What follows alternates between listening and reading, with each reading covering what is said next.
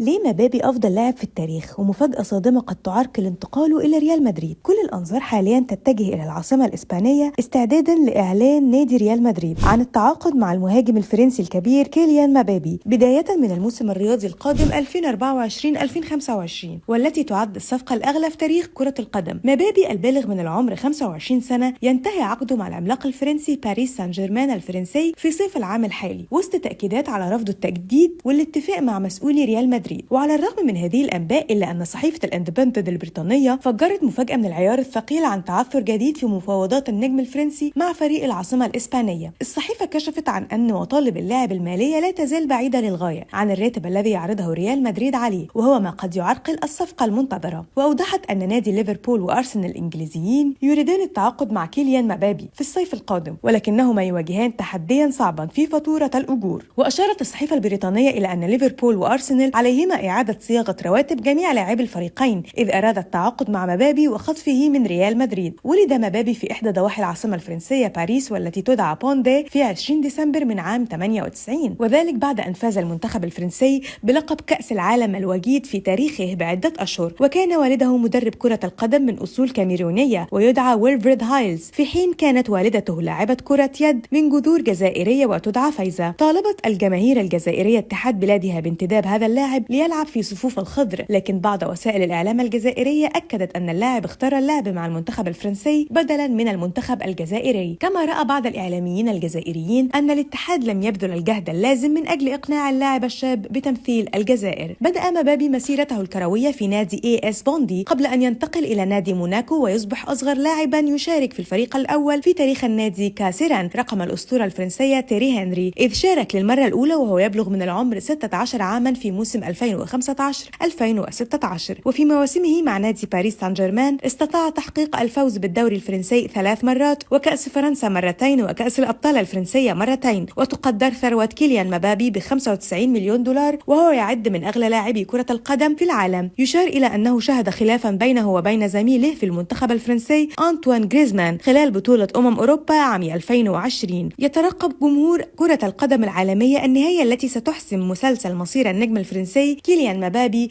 مهاجم وقائد باريس سان جيرمان الفرنسي بعد أن بات يقف على أعتاب الرحيل عن العاصمة الفرنسية.